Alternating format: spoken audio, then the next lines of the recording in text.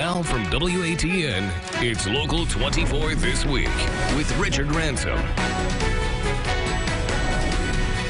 Hope you've been able to stay dry this weekend. Thanks for joining us. I'm Richard Ransom. We're the one place that you can turn every Sunday for the real story behind the big stories. And if you haven't heard, if you miss us Sundays at 9 a.m., we're on twice now with a rebroadcast at 10:35 p.m.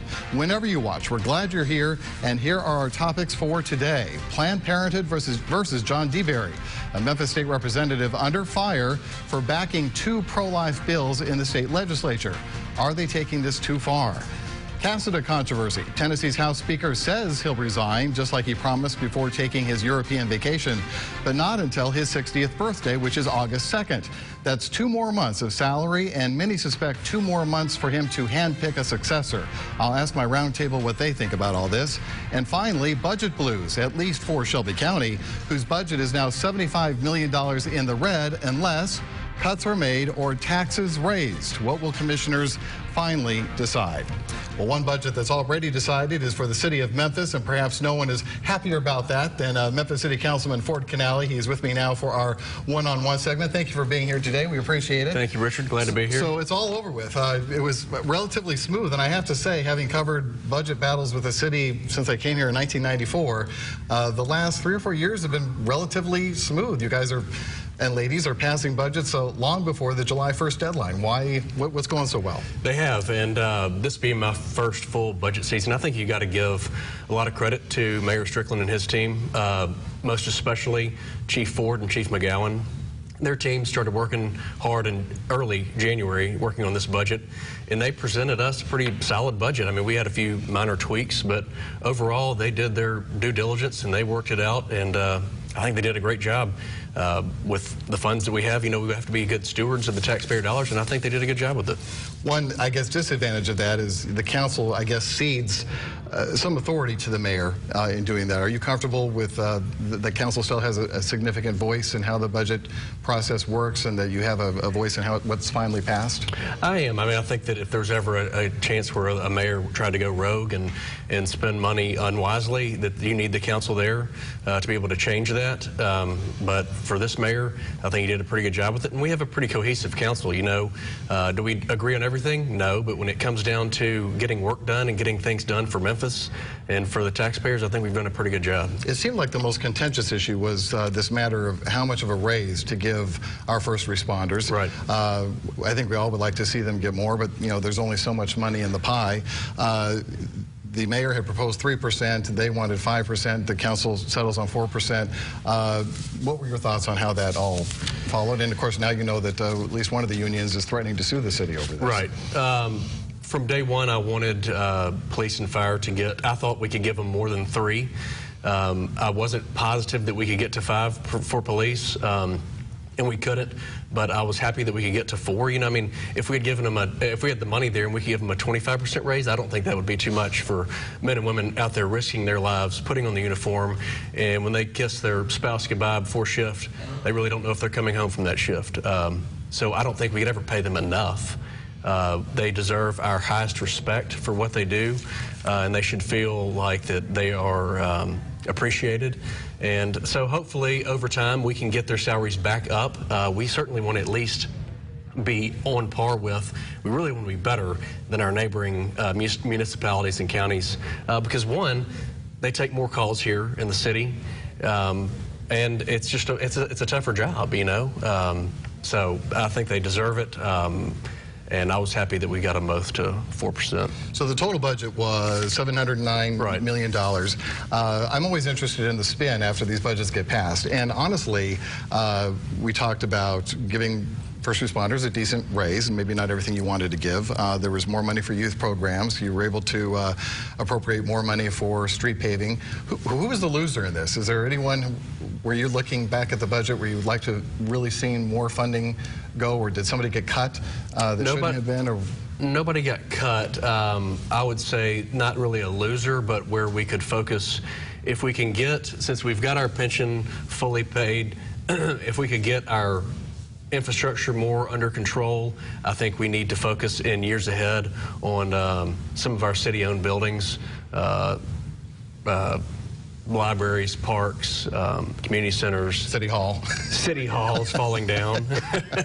Little issues like that. Yeah, okay, so good. Let me switch gears a little bit and ask you about something you're going to have to vote on at some point, and that is this ongoing examination of the relationship between MLGW and the TVA.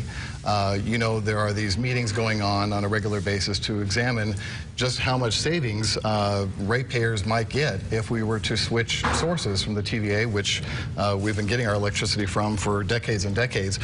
What is your observation of this process so far, and where are you leaning, if you're prepared to say right now, in terms of what the utility should do? Well, my hang-up last year before just voting in an increase, I think that would have been the easy thing to do. But for me to go back and talk to my constituents and tell them that we did everything we could and we tried to find savings everywhere we could, but this is what we have to do at the end of the day, I didn't think we were there yet. I think we need to explore this option. I think we've got a good task force put together. I have complete confidence in President J.T. Young that he will right this ship and that he's going to lead us into a new day at MLGW. So when this study is complete, I think we'll have a better understanding of where we need to go. Whether that's going to be making a switch, I don't know yet. But at the end, if the switch is not good, then we can tell all of the citizens of Memphis, the ratepayers, that look, we did everything we could. We tried to find savings. We examined going to a different supplier, but it's not going to work, and we've got to raise the rates now so that we can start working on repairing and upgrading this infrastructure. Are you encouraged, though, when you hear about the many other cities that have switched to some of the other options that are out there and have been able to bring their citizens the kind of savings we're hearing about? In Memphis's case, some $400 million. That's no small amount of money. It is. I am very encouraged. What I would like to see more is someone really lay out the plan of how we can actually tie into a MISO or someone like that, and what kind of infrastructure has to be built to tie into something like that, and the cost. All right, and if we can get some savings along the way and help with those infrastructure expenses. Absolutely, and I've said all along that, you know, I understand that TVA can't change the rates for us without changing the rates for somebody else. So I asked TVA when I met with them, could you come back and maybe do a little bit more for economic development here? Help us out and do more for the city of Memphis, who is your biggest client. We will see how it all falls out and how it shakes out. Thank you so much. Thank you, Richard, for being here. We appreciate it very much. Good to see you. Invite you back on the program. Okay? Thank you. Honored to be here. All right, we're going to be back with the Roundtable with Otis Sanford and Mike Matthews right after this. If you've been injured in an accident, the insurance company's going to find you, and they're going to wave some fast cash under your nose to blind you to the fact that they are stealing your rights forever. Don't you let them do that to you. You need to get somebody who's not afraid to stand up and fight for you to get you every dollar you deserve. Pick up the phone and call me now, JMB. I love a good fight. 888-WE-FIGHT. Everyone who has ever lived has lived here. All of mankind's triumphs and failures. Every moment, every hometown, all here. We start our coverage on the ground and take it to the airwaves, so you always know what's happening in your own world and beyond. We are free TV and radio. We are breaking news. We are always there.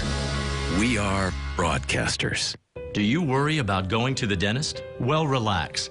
The Carefree Dental Card is now available in your area. Call the number on your screen and we'll send your actual card at no cost today. With the Carefree Dental Card, you go to the dentist whenever you need and you instantly pay a lot less. The Carefree Dental Card is just $15.95 a month. So call now and make going to the dentist carefree. Call 800-490-2994 to receive your free Carefree Dental Card information kit.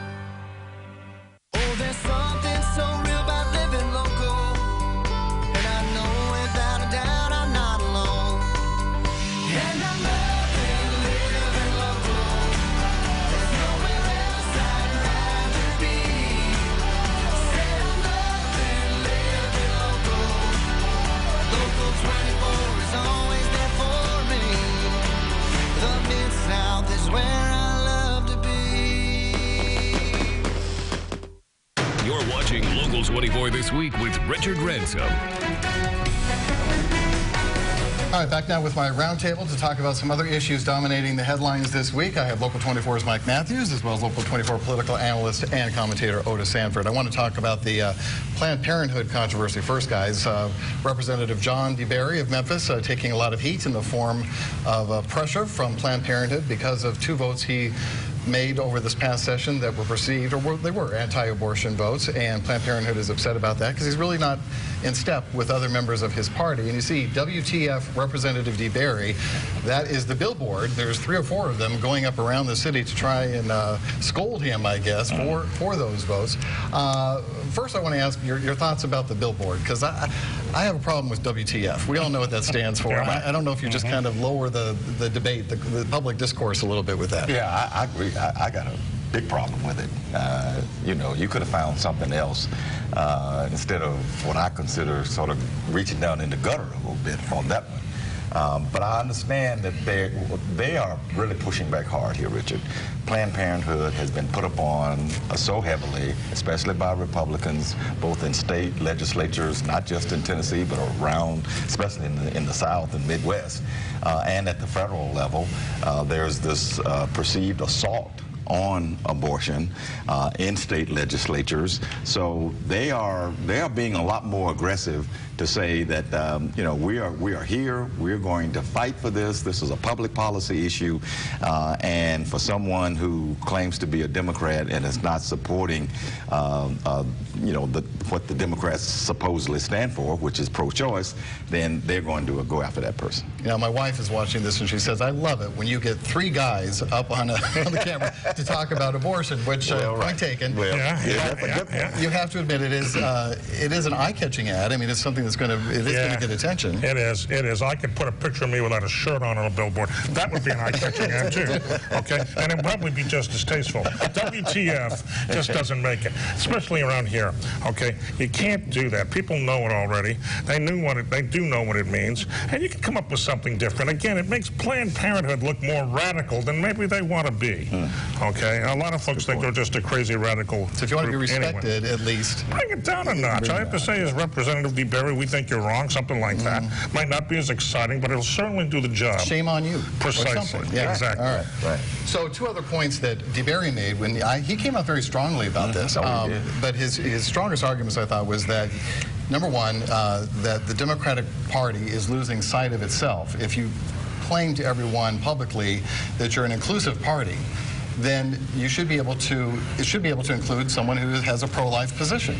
And secondly, why aren't we going after the 2 other Democrats holding state office, including Joe Towns of Memphis, who also voted for these controversial bills? Because the Democratic Party right now, both locally and nationally, is not an all-inclusive party. That's a myth. Let's just get that over with and done with right now. You're having the same type of things going on the national scene between those who say Joe Biden is the guy we got to have for the nominee because he's down the middle, he's not too radical, he's not a socialist, and you have the other group saying we have to be more open, we have to be more socialist, perhaps, in theme anyway.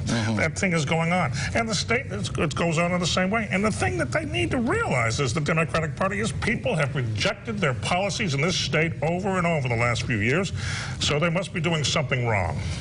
Well, and to Republicans' credit, on a national level, especially at state legislatures, almost every state where you can see where they've gained a foothold, is they have been able to find a way to, we'll use guns as an example, have Republicans who have a more pro-gun point of view and those who don't, yet they all are part of a Republican wave in these state legislatures, of which Tennessee is one of them. Well, no question about it, and the reason they are is just because of what we're talking about here. There are very few Republicans who buck their own party's platforms and agendas. So, you know, you can criticize DeBerry all day, but you know, I think he's trying his best to be a moderate in a liberal party right now, and it's not working very well. But the other point about the other 2 lawmakers, I think that is a good point that DeBerry is making. You know, Joe Towns voted for the heartbeat bill as well. So, you know, why isn't there a billboard WTF Towns? You know, I don't know. But I think that's a good point. Mike says that there is no inclusiveness in the Democratic Party. I'm not sure I'll go that far, but the liberal, very liberal wing is the one that's speaking the loudest right now. And they're getting the most attention, but there's still some room, or should be some room there, for some of those blue dog Democrats that you and I were talking about before we went on the air. That's right. So we'll just have to see how this shakes out with that. Well, we're talking about differences between the parties. We talked about the dominance of Republicans in the Tennessee State Legislature. Yet there's quite a bit of a debate going on internally in that party, too. House Speaker Glen Casada, coming back from his European vacation, he went to Greece for a couple weeks, drew another $2,800 of state salary after he had said that he's going to resign.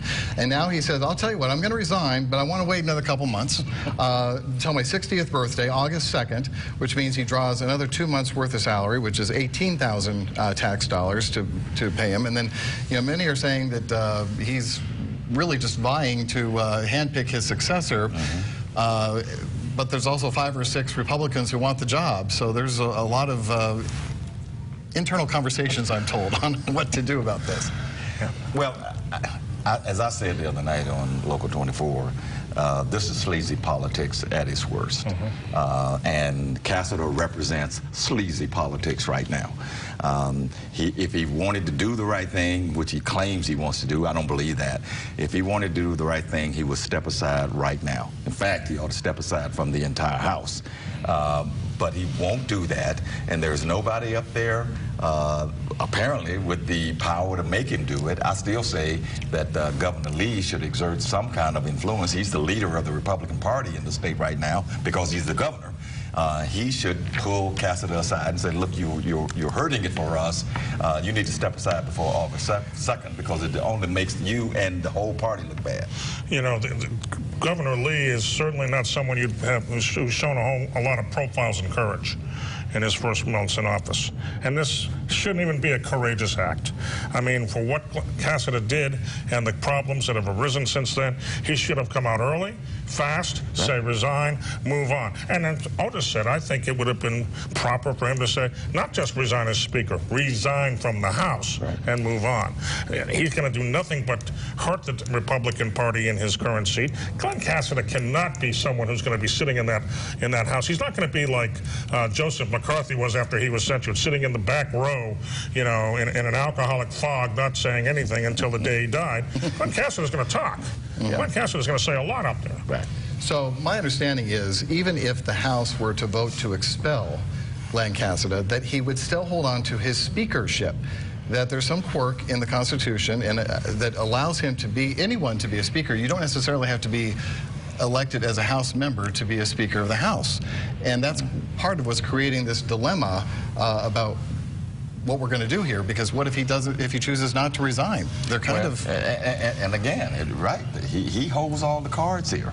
But I still say, if the Republicans want to hang on to any shred of the perception of decency and certainly of trying to be, and are trying not to be so misogynistic in the legislature, they would get this guy out right now and say, we are moving on past this, but that's not happening.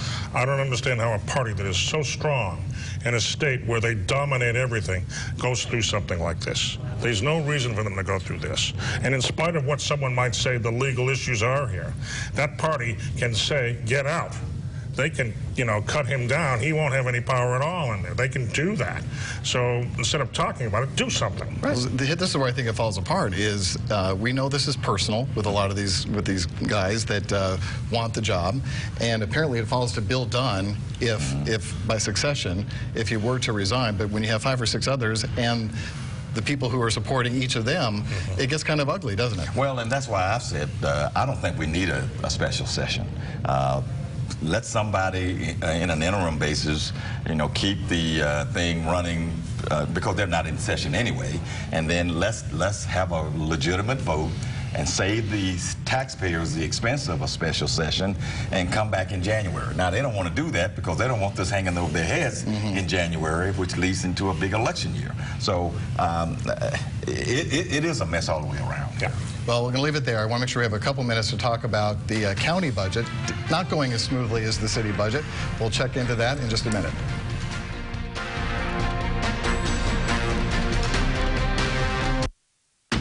This big boy can do some heavy lifting. Mosey on down to Gold Strike for the King of the Ranch giveaway. Drawings are every Saturday in June and July.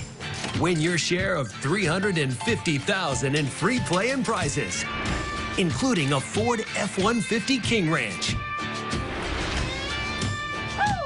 Now that's one sweet ride. We're the Slowskis. We like drip coffee, layovers. And waiting on hold. What we don't like is relying on fancy technology for help. Snail mail. We were invited to a Y2K party. Didn't that happen like 20 years ago? Oh, look, Carolyn, we got a mathematician on our hands. Check it out. Now you can schedule a callback or reschedule an appointment even on nights and weekends. Today's Xfinity service. Simple, easy, awesome. I'd rather not.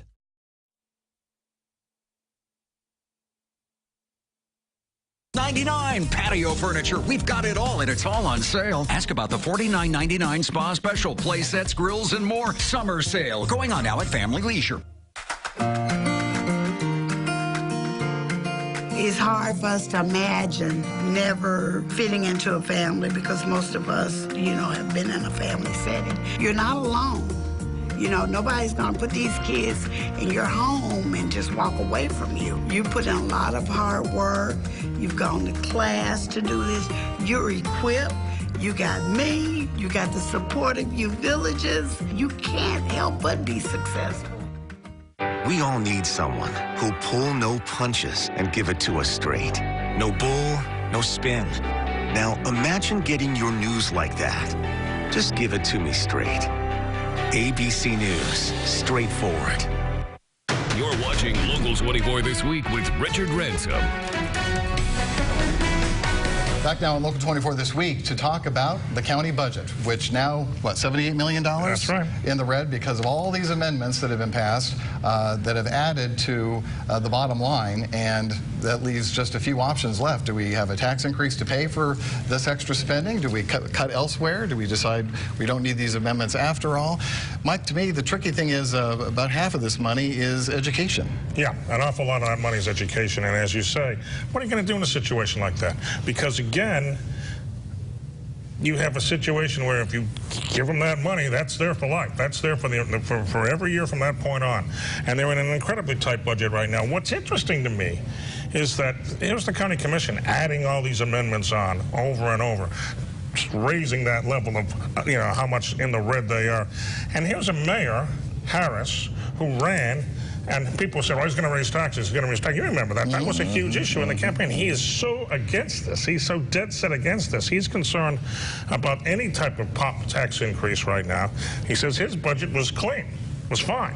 Might not have made everybody happy, but it was fine considering where we are right now. But this has got to, they're saying next week perhaps, or this coming week perhaps. Maybe they'll get something done. They got an awful lot of work to do. Yeah. Otis, what do you think about Lee Harris's role in all of this? Does he have the power to, can he say, send the budget back? Can he veto it? Or is the mayor have that much power in the Shelby County? The county commission has a lot of power over there, over the spending and the budgeting. So that's just the nature of it. I give Harris credit for at least speaking out, and speaking out very forcefully, that we do not need to have a tax increase right now. Mike is right. That's what he was hammered on last year during the campaign, that all you're going to do is raise taxes when you get there. The problem here is we have so many new county commissioners, and those county commissioners are trying to ingratiate themselves with their constituents, so they are adding perk after perk after perk after perk. And that's really not the way you should be running county government. They don't have to worry about a re-election campaign this year or next year. They've got 3 more years over there. So they're not really that concerned about the political fallout, whereas over in the city, it was a very smooth sailing and no tax increase. They gave the police and firefighters extra money, and all's right with the world over there. But over in the county, you've got a little bit of a dysfunction going on. So is it up to the county commission chairman to herd the cattle a little bit, or not? A little bit, perhaps, but just, as Otis said, they're run the show over there in the county government. They have the power over there. Heck, those fights they've had with former Mayor Luttrell over the last 4 years indicate that, no, they don't want to give the executive branch any more power than it has already. Yeah. So it's up to them. If there's a tax increase, it's on their shoulders, no one else's. And they don't want one any more than the mayor does, I believe. But they shouldn't want any more than that, but they also want to want their pet projects to go forward. I think this is a time for someone like a Van Turner, who I have looked at as someone who is poised to show even greater leadership in this community in a lot of different ways. It's time for him to exert some of that potential leadership that I believe he has, and try to rein in some of this, what some people would call outlandish spending by some of his colleagues. Here's the thing, even if you take education out of it, the extra spending for that, that's like, there's still like $25 million there of these pet projects you talk about. Right. MATA is only wanting $30 million more to be able to get done what they say will absolutely change public transportation in this community, but we can't talk about that. We only have $2.5 million for that. That's right. $2.5 million for that. And the thing is, though, what Harris said, Mayor Harris said was, I'm not going to give you any of it. We'll talk about it this fall. We'll study things this fall. You're seeing a thing here with Mayor Harris, and that is he is looking at responsibility in all these agencies. We'll talk about your money, but he's using the money kind of as a negotiating club, saying, before I give you the money matter, let's see what you're going to do. Let's talk about your service. He does the same thing with the Elections Commission over their new machines. Let's see what you're going to do first. So that was his plan. That's been shot out from underneath him so far. Yeah. Okay, final word? Well, 10 seconds. I just think that Mayor Harris is trying to do what he possibly can to hold down any talk of a tax increase while the county commission is not really thinking about that. Yep. All right, we'll take a break. We'll be back to wrap things up right after this.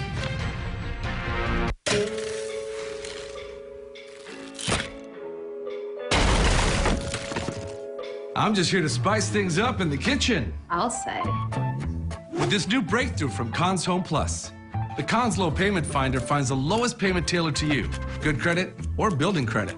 Wow. So you can replace this broken down eyesore with something I'd rather look at. I'm right here. I'm just gonna let myself out.